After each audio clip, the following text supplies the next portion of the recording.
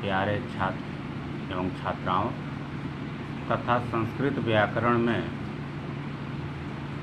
रुचि रखने वाले जिज्ञासुओं, अब हम लोग उत्तर कृदंत प्रकरण में आगे बढ़ते हुए अब अगले सूत्र की व्याख्या की तरफ अब हम लोग बढ़ रहे हैं। जैसे अब जो पहला सूत्र है वह है नपुंसके भावे यक्तः और ल्युट् च। पहले इसकी व्याख्या हम लोग पढ़ेंगे, उसके बाद हम लोग आगे बढ़ेंगे। नपुंसके भावे यक्तः क्या कहता है कि नपुंसक भाव में अक्त प्रत्यय होता है, माने नपुंसक भाव में धातु से अक्त प्रत्यय हो। अभी तक हम लोग इसके पूर्व जो भी हम लोगों ने पढ़ा, भाव प्रत्यय पुल्लिंग और स्त्रीलिंग में बताए गए सारे प्रत्ययों को हम लोगों ने पढ़ा। अब थोड़ा सा कुछ एकाध नपुंसक लिंग में प्रत्ययों का प्रयोग होने वाले प्रत्ययों को हम लोग आगे देखेंगे, जिसमें से दो सूत्र तो यही है कि नपुंसके भावे अक्ता, नपुंसक भाव में धातु से अक्ता प्रत्यय हो, और ल्युट् च, ल्युट् च भी वही कहता है कि ल्युट् प्रत्यय भी नपुंसक भाव में हो। तो इस प्रकार से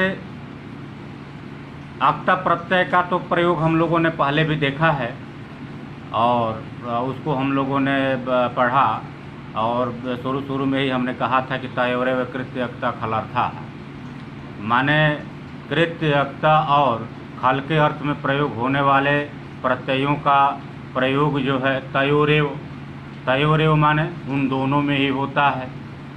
कहाँ कहाँ पर? तो कर्मवाच्य में और भाववाच्य में होता है, तो ये तो हम लोगों ने पढ़ा है। लेकिन वहाँ पर हम लोगों ने पढ़ा अक्ता प्रत्यय के बारे में, तो भाव में तो पढ़ा, नपुंसक लिंग में भी पढ़ा, लेकिन भूतकाल के अर्थ में पढ़ा। और जो अब हम यहाँ पर पढ़ेंगे भाव काल के अर्थ में पढ़ेंगे, नपुंसक लिंग में पढ़ेंगे, लेकिन अब भूतकाल के अर्थ में न होकर के बल्कि एक सामान्य काल के अर्थ में, सामान्य काल के अर्थ में अब हम इसका जो है प्रयोग पढ़ेंगे। तो जैसे अक्ता प्रत्यय का प्रयोग यदि जिसमें लगेगा तो जैसे हो जाएगा हंस धातु में यदि लगेगा अक्ता प्रत्यय तो हो जाएगा हसितम, और यदि ल्युट् प्रत्यय इसी हस धातु में हो जाएगा तो हो जाएगा आपका हसनम। तो इस प्रकार से हाँ निष्ठा में ही होता है, क्योंकि अक्ता अक्तवत्व का प्रयोग ही निष्ठा में होता है। अक्ता अक्तवत्व निष्ठा तो है यही, तो उसको अब बार बार बताने की ज़रूरत नहीं है, क्योंकि कमेंट में आया है कि निष्ठा में, तो निष्ठा में तो होता ही है। अक्ता प्रत्यय का प्रयोग, अक्ता और अक्तवक्त दोनों प्रत्ययों का प्रयोग निष्ठा अर्थ में होता है, भूतकाल के अर्थ में होता है। लेकिन अब इसमें जो है हम अक्ता प्रत्यय का प्रयोग भूतकाल में न होकर के बल्कि सामान्य काल के अर्थ में होगा, इसलिए इसको हम थोड़ा सा बताना उचित समझ रहे थे। तो अब आगे हम लोग बढ़ते हैं। जैसे हसितम कैसे सिद्ध हुआ है, इसको हम लोग थोड़ा सा आगे देख लें। अब प्रक्रिया वह ये पूर्ववत है कि धातु प्रत्यय एवं परस्य इन तीनों अधिकार सूत्रों के द्वारा एवं नपुंसके भावे अक्तः सूत्र से हस धातु में अक्ता प्रत्यय लग करके बना हस अक्ता, ककार का लोप हो जाएगा लस्सक तरीते से, तो हो जाएगा हसत, और आर्ध धातुकम शेषा से आर्ध धातुक संज्ञा हो जाएगा। और आर्ध धातुक संज्ञा होने का प्रतिफल आप लोग जानते हैं कि आर्ध धातुक सिड बल आदि है, माने वल आदि का प्रत्यय है तो उसमें इड का आगम हो जाएगा, तो इड का आगम होकर के यहाँ पर हो जाएगा हस इट त। इसमें जो है टकार का भी लोप हो जाएगा हलंतम से, तो हस इत हो जाएगा, मिला देंगे तो हसित हो जाएगा। और उसके बाद आप लोग प्रातिपदिक कर देंगे, सोजस की प्राप्ति ले आ देंगे, तो हो जाएगा क्या हसित हसित सु। और चूंकि ये नपुंसक लिंग का प्रकरण है, क्योंकि नपुंसके भावे एकता, नपुंसक भाव में एकता प्रत्यय का प्रयोग होता है, तो नपुंसक लिंग का प्रकरण है, इसलिए यहाँ पर सु के स्थान पर अम आदेश हो जाएगा और अम पूर्व से दीर्घ संधि वगैरह का बाद होकर के पूर्व रूप का आदेश होकर के और तुरंत जो है आपका जो है हो जाएगा हसितम। तो ये तो हसितम हो गया। अब इसी तरह से हसितम सिद्ध हो गया। देखिए आज के सूत्रों में बहुत व्याख्या की ज़रूरत नहीं है, इसलिए और आप लोग एकदम बिल्कुल मज चुके हैं, तो इसलिए हम बहुत व्याख्या करते हुए नहीं, बल्कि आप लोगों को एक तरह से हम संकेत करते हुए हम आगे बढ़ते रहेंगे। आगे ल्युट च का भी हम लोग देख लें। तो ल्युट च यदि हंस धातु में लगेगा तो क्या हो जाएगा? हंसना। जैसे हंस में ल्युट कर देंगे, लकार का टकार का लोप हो जाएगा और यू बचा तो यूर अनाकव सूत्र से यू के स्थान पर अन आदेश हो जाएगा, तो हस अन हो जाएगा। और चूंकि आर्ध धातु संज्ञा करेंगे तो वालादि तो है नहीं, अन वालादि तो नहीं है, इसलिए यहाँ पर इड का आगम नहीं होगा और इड का आगम नहीं होगा तो हस और अन को जोड़ देंगे, हसन हो जाएगा।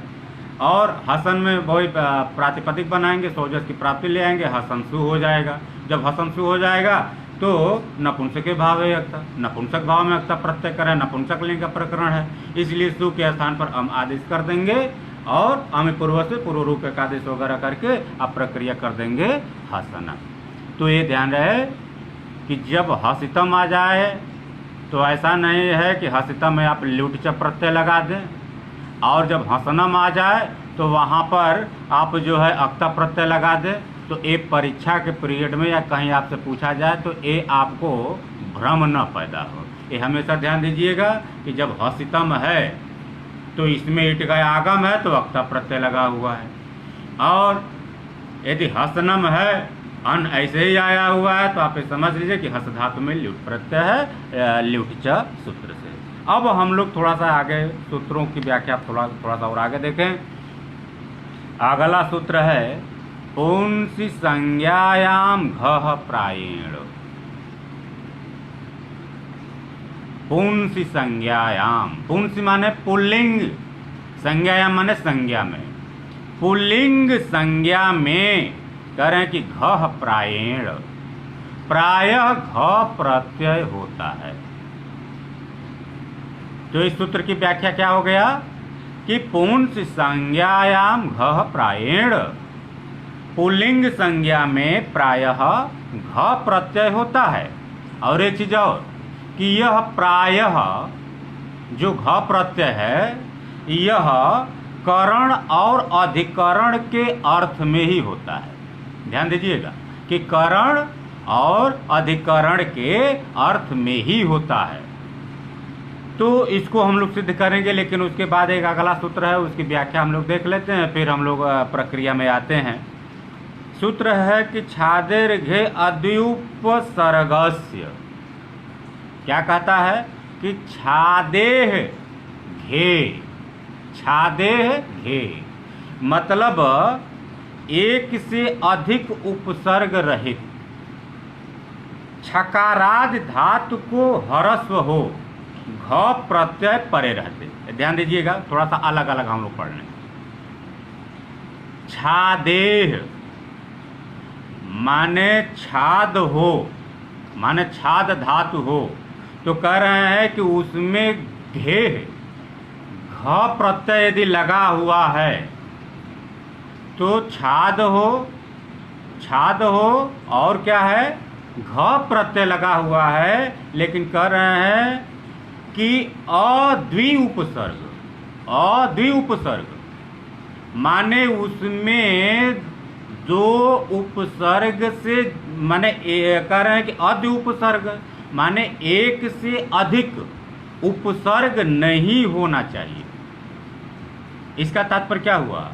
इसका तात्पर्य हो गया कि छ आदि धातुओं में यदि एक से अधिक उपसर्ग नहीं है, ध्यान दीजिएगा हम क्या कर रहे हैं, एक से अधिक उपसर्ग नहीं है तो वहाँ पर जो धातु का जो वृद्ध माने दीर्घ है वो ह्रस्व में हो जाता है। तो यहाँ पर एक बात समझना है कि यहाँ पर जो अद्वि उपसर्ग दिया हुआ है इसका तात्पर्य समझिए। इसका तात्पर्य है कि उस धातुओं में या तो उपसर्ग बिल्कुल न हो।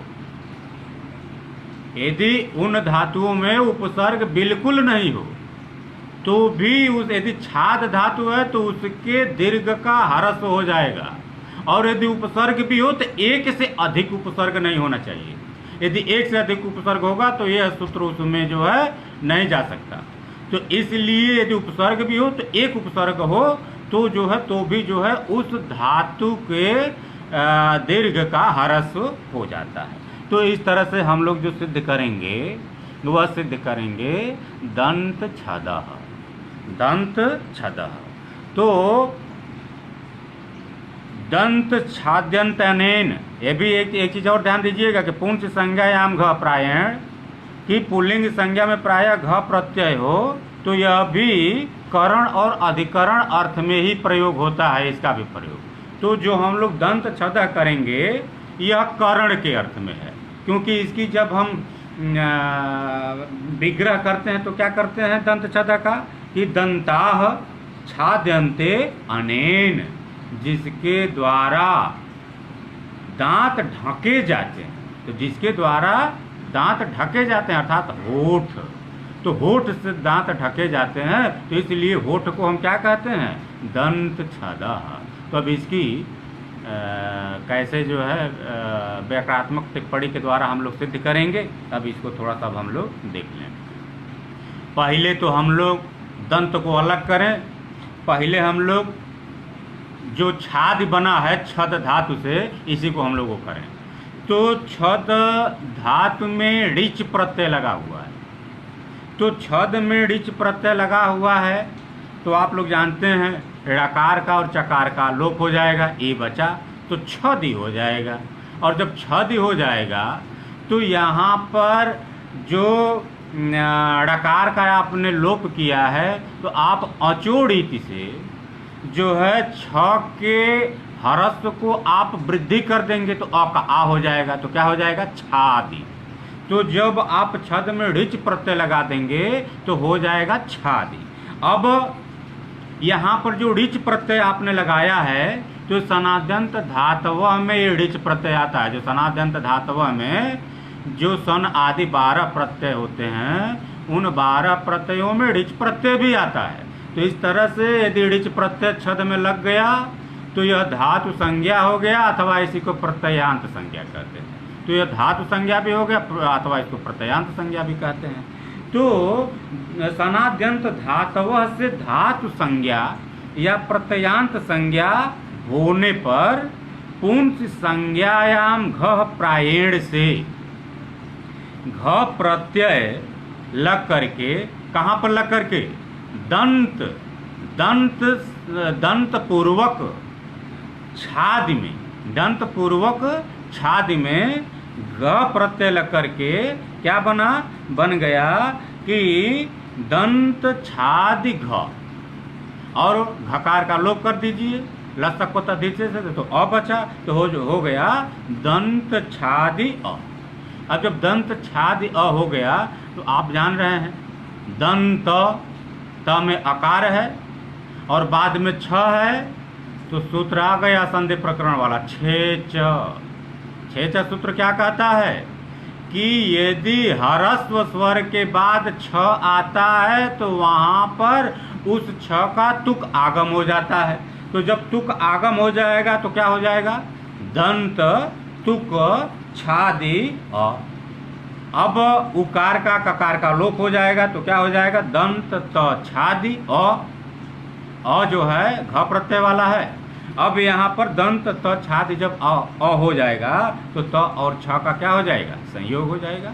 जब संयोग हो जाएगा तो अस्तोष चुनाचु आ जाएगा, और अस्तोष चुनाचु से उस त के स्थान पर च होकर के क्या हो जाएगा दंत च छादि अ।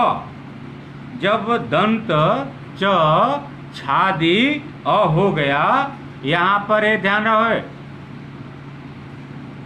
कि अप्रत्ययात यहाँ पर अभी न लगाइए, यहाँ पर अप्रत्ययात लगाइए ही नहीं। प्रत्ययांत तो है लेकिन यहाँ पर जो है इसी को लगाना है, घ प्रत्यय लगाना है। यहाँ पर अप्रत्ययांत एकदम न लगाइएगा, क्योंकि यहाँ पर पुल्लिंग के प्रकरण में हम देख रहे हैं तो अप्रत्ययांत लगाने की जरूरत यहाँ पर नहीं है।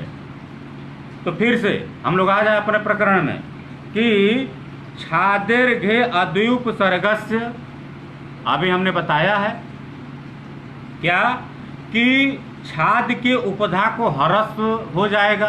क्यों? क्योंकि अभी हमने आपसे चर्चा किया कि पुल्लिंग संज्ञा में प्रायः घ प्रत्यय होते हैं।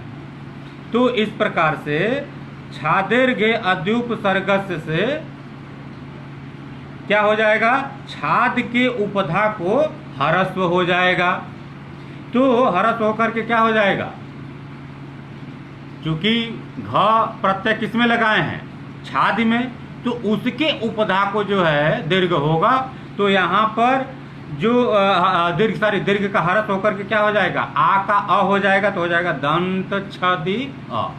जब दंत छदि अ हो जाएगा तो ये ध्यान दीजिएगा कि जो दंत छदि है, द में इकारांत है, वह ऋच प्रत्यय का है, ऋकार का है। तो इसलिए यहाँ पर अनिट है भी नहीं। तो यहाँ पर एक सूत्र वो आ जाएगा कि ढेर निटी, ढेर निटी से उस ऋकार के इकार का लोप हो जाएगा।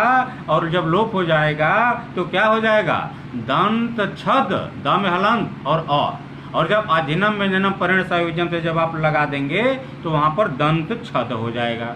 और जब दंत छद हो जाएगा तो आप आराम से प्रातिपदिक करेंगे, सौजस की प्राप्ति करेंगे, तो दंत छद सु हो जाएगा। ऋतु विसर्ग आदि कर करके दंत छद जो है आप सिद्ध कर लेंगे। तो इस प्रकार से आपका जो है दंत छद जो है सिद्ध हो गया। एक चीज कि यहाँ पे जो हमने सूत्र लगाया छादीर्घे अद्युपसर्गस्य, हमने क्या कहा कि या तो उपसर्ग नहीं होना चाहिए छाद धातु वगैरह में, या तो उपसर्ग नहीं होना चाहिए, या तो उपसर्ग हो तो एक से अधिक नहीं होना चाहिए। तो इसमें दंत छदा में एक भी उपसर्ग नहीं था। अब उपसर्ग सहित हम लोग एक बार देख लें जिसमें केवल एक ही उपसर्ग होगा, एक से अधिक उपसर्ग होगा तो वहां पर नहीं होगा। तो जैसे आकरह, अब आकरह को हम लोग सिद्ध करें तो इसमें क्या है, आकरह में आ उपसर्ग पूर्वक क्री धातु में एक घ प्रत्यय लग जाएगा। तो इसमें उपसर्ग देखिए केवल एक ही है आ, इससे एक से अधिक नहीं है, इसलिए यह प्रकृत सूत्र इसमें लग जाएगा। तो इसकी व्याख्या अब हम लोग थोड़ा सा देख लें, इसकी सिद्धि हम लोग देख लें कैसे।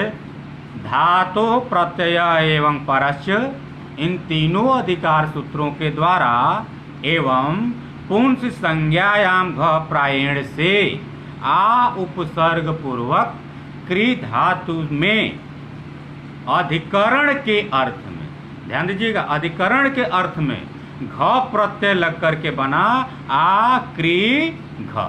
यहाँ पर अधिकरण के अर्थ में क्यों है, क्योंकि आकार की जब व्युत्पत्ति करेंगे तो क्या होता है, आ कुर्वन्त यस्मिन, आ कुर्वन्त यस्मिन, जिसमें मिलजुल करके लोग काम करें वो आकर है। तो जिसमें, जिसमें मतलब अधिकरण हो गया। तो अधिकरण के अर्थ में यहाँ पर घ प्रत्यय का प्रयोग हुआ है। क्यों? क्योंकि हमने अभी बताया है कि पुंस संज्ञायाम घ प्रायण, यह घ प्रत्यय जो है, यह सूत्र जो है करण और अधिकरण के अर्थ में होता है। जो इसके पहले हम लोगों ने दंत छदा किया वो करण के अर्थ में था, और यह किसके अर्थ में है, अधिकरण के अर्थ में है। तो यहाँ पर क्या हो जाएगा, फिर से बता दें कि आ उपसर्ग पूर्वक क्री धातु में अधिकरण के अर्थ में घ प्रत्यय लग करके क्या बनेगा, आ क्री घ, घ का लोप कर दीजिए तो आ क्री अ हो जाएगा।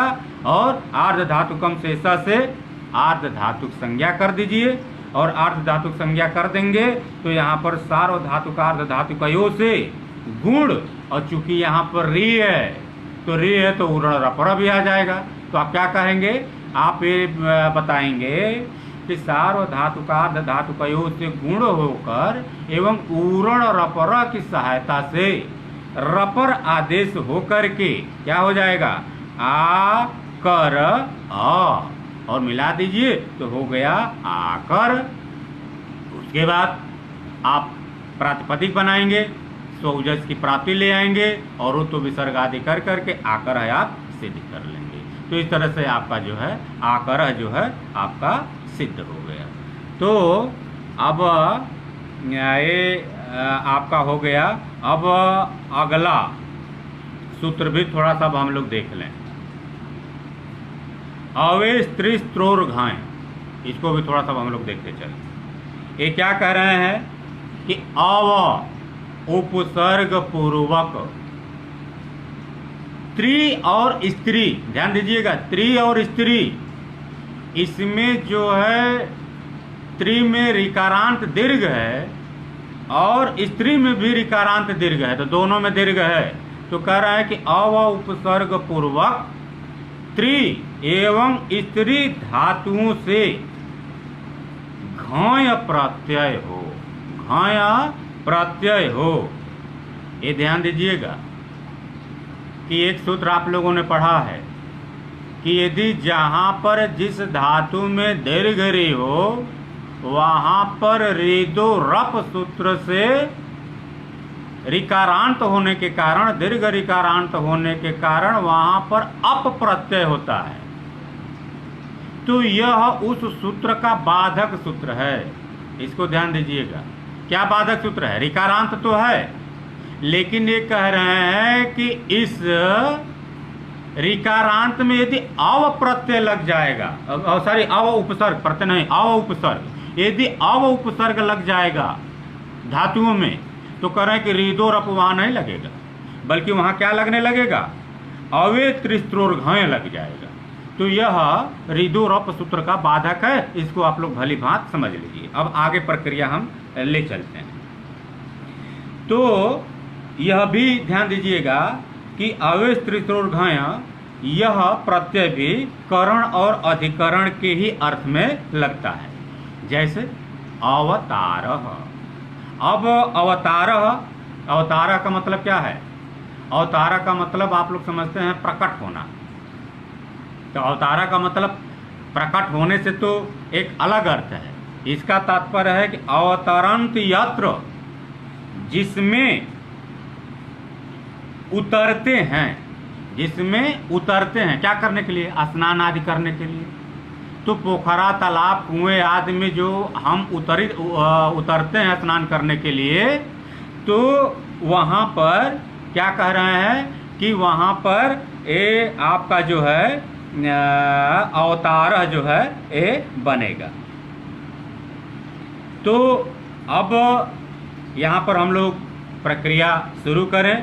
अवेश त्रिस्त्रोर घाय का क्या कह रहे हैं? अवतारः का कि धातु प्रत्यय एवं परश्च, इन तीनों अधिकार सूत्रों के द्वारा एवं अव उपसर्ग पूर्वक त्रि धातु में, ध्यान दीजिए त्रि में दीर्घ री है, त्रि धातु में ऋदो रप सूत्र का बाध करके, किस सूत्र से?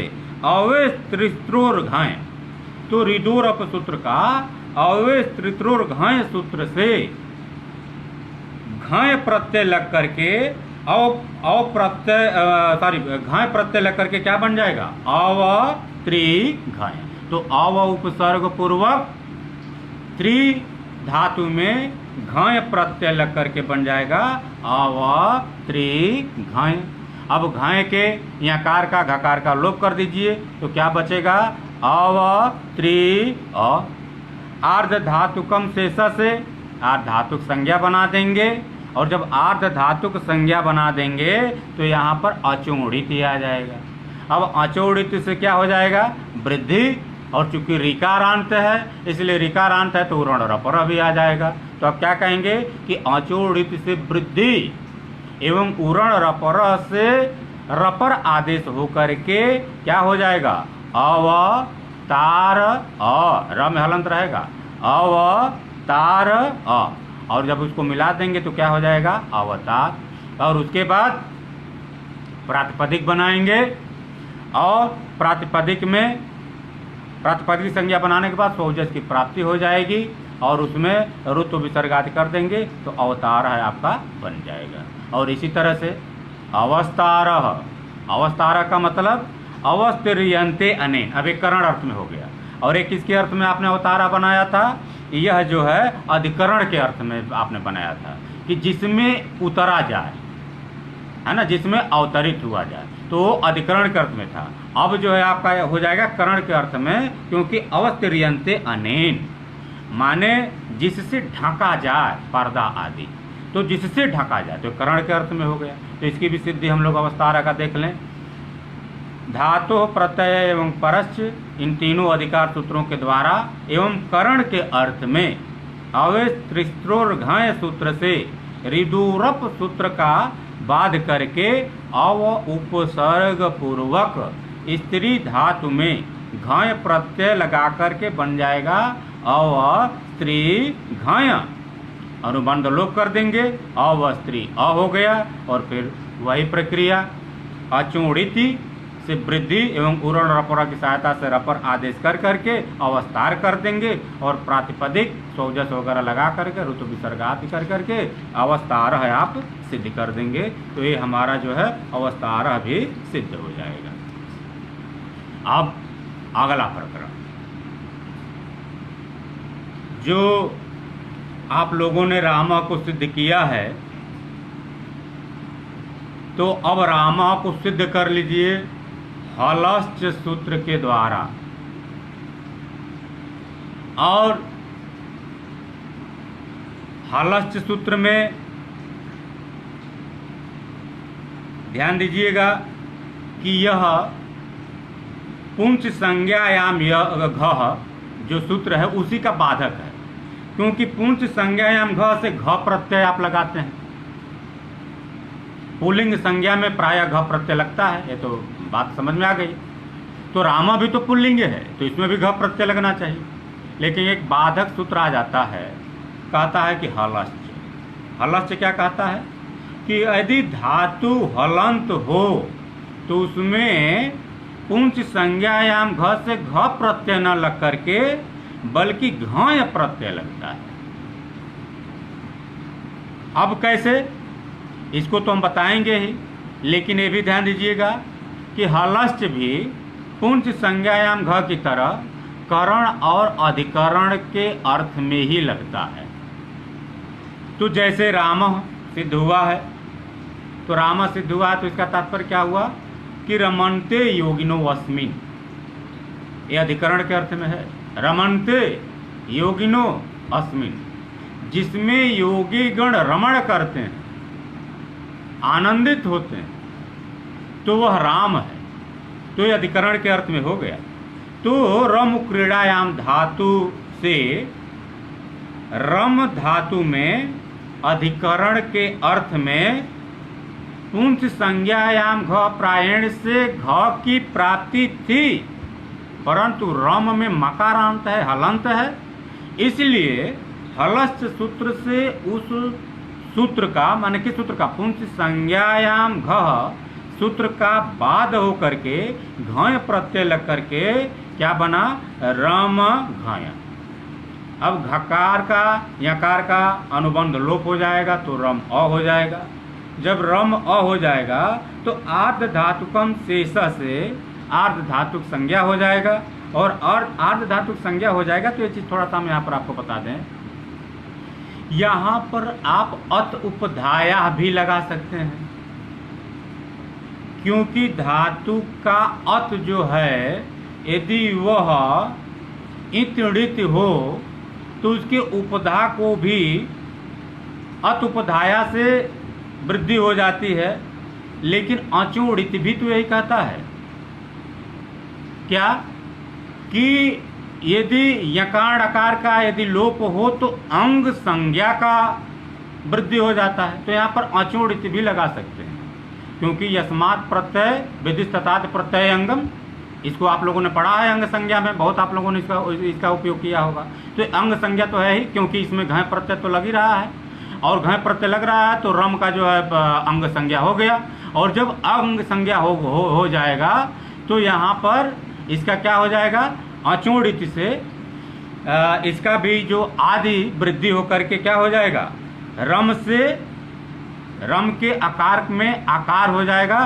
तो क्या हो जाएगा, राम अ हो जाएगा, और जब आप इसको मिला देंगे तो राम हो जाएगा। और उसके बाद आप लोग जानते ही हैं, प्रातिपदिक संज्ञा और सौजस से सु की प्राप्ति कर देंगे, ऋतु विसर्गात प्रक्रिया कर देंगे और बन जाएगा राम। अब अगला भी थोड़ा सा हम लोग देख लें। अपामार्ग।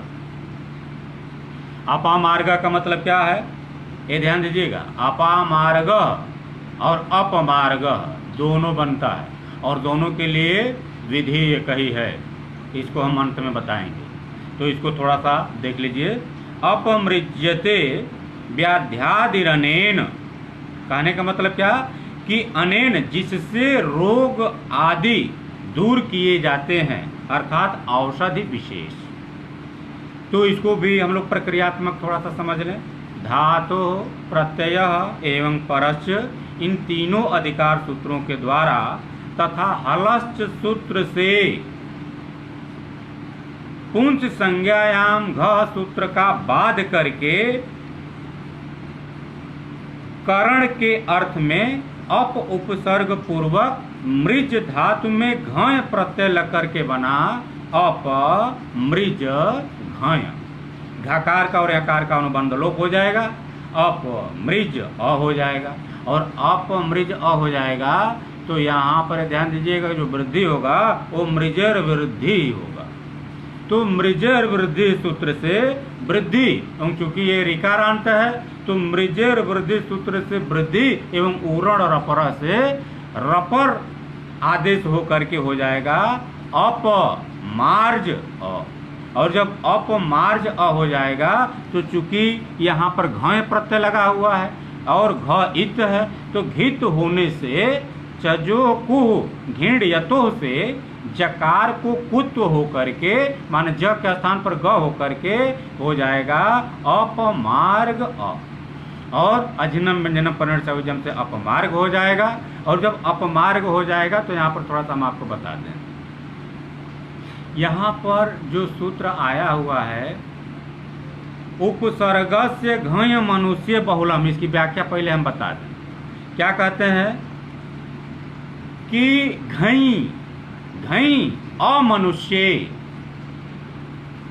घय प्रत्यय बाद में लगा हो लेकिन मनुष्य के अर्थ में न हो, मनुष्य के अर्थ में न हो, तो कह रहे हैं कि उपसर्गस्य, तो उस उपसर्ग के आदि स्वर का दीर्घ हो जाता है, उस उपसर्ग के आदि स्वर का दीर्घ हो जाता है, लेकिन बहुलम बहुलता से, विकल्प से।